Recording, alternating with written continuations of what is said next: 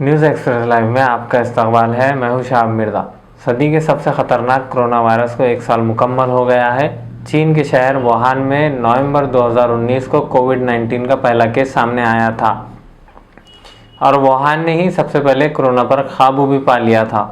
कहते हैं कि कोरोना वायरस जानवरों से इंसानों में आया। जब साइंसदानों ने जांच की तो चमगादड़ की तरफ इशारा किया था। कोरोना महामारी से पूरा देश लड़ रहा है। 1 साल गुजरने के बाद भी इस पर पूरी तरह काबू नहीं पाया जा सका है।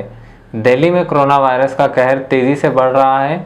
इसलिए एक तरफ दिल्ली के स्वास्थ्य मंत्री सत्येंद्र जैन जहां अपनी दलील दे रहे हैं, तो वहीं दूसरी तरफ दिल्ली के मुख्यमंत्री फिर से लॉकडाउन की बात कर रहे हैं। भारत के सबसे बड़े त्यौहार दिवाली पर भी दिल्ली में पटाखे जलाने से धुएं और प्रदूषण के साथ साथ कोरोना के सबब फेफड़ों पर असर से सांस में तकलीफ बढ़ गई है और दिल्ली सरकार ने मास्क न लगाने वालों को जुर्माना 500 रुपये से बढ़ाकर 2000 तक कर दिया है। दिल्ली के बीजेपी सांसद मनोज तिवारी ने कोरोना के मामले बढ़ने के लिए अन्य राज्यों से आ रहे लोगों को जिम्मेदार ठहराने पर दिल्ली सरकार को निशाना बनाया।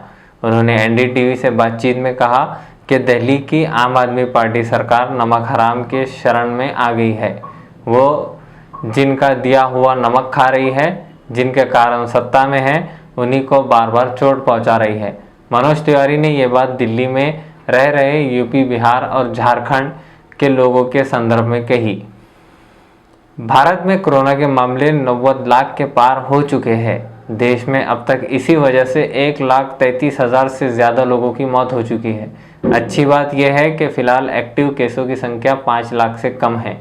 दिल्ली में कोरोना के बढ़ते मामलों को लेकर अरविंद केजरीवाल सरकार ने नए दिशा निर्देश जारी किए हैं। अब शादियों में 200 लोगों की अनुमति के निर्णय के वापस लेते हुए केवल 50 लोगों को ही अनुमति देने का निर्णय लिया गया है।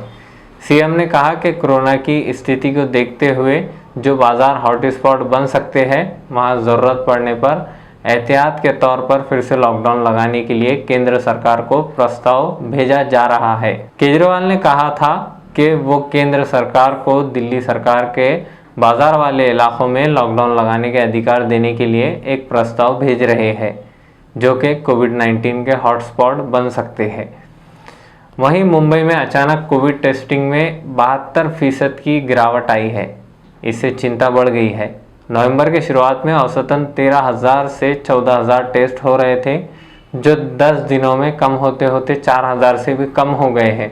महाराष्ट्र सरकार द्वारा गठित कोविड टास्क फोर्स के डॉक्टर ने घटी टेस्टिंग को बेहद चिंताजनक बता रहे हैं। हालांकि बीएमसी दावा कर रही है कि दिवाली के चलते काफ़ी लोग टेस्टिंग के लिए नहीं पहुंच रहे।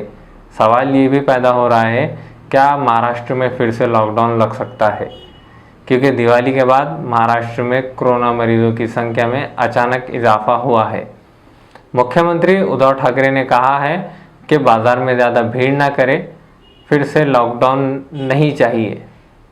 मुख्यमंत्री ने सोशल मीडिया प्लेटफॉर्म पर अपने लाइव संबोधन में कहा था, एक तस्वीर सामने आ रही है जिसमें ताज़ा मामले कम हो रहे हैं, अस्पतालों में बेड खाली पड़े हैं, लेकिन हम लापरवाह नहीं हो सकते।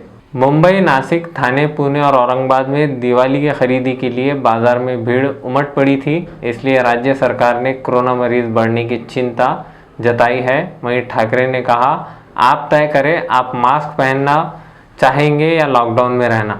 आप सभी लॉकडाउन वापस चाहते हैं या आप सामाजिक दूरी का पालन करेंगे। बढ़ते कोरोना मरीजों को देखते हुए दिल्ली सरकार फिर से लॉकडाउन की तैयारी कर रही है। अब देखना यह है महाराष्ट्र सरकार क्या करती है।